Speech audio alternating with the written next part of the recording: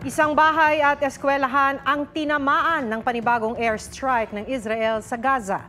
9 ang nasawi sa eskwelahan. Yan at iba pang balita abroad sa report ni Mark Salazar. Naglalakad ang lalaking yan nang biglang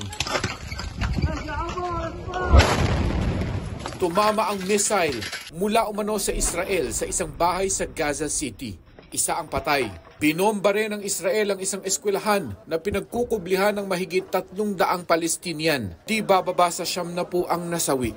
Git ng Israel, mga pasilidad ng Hamas ang target nila.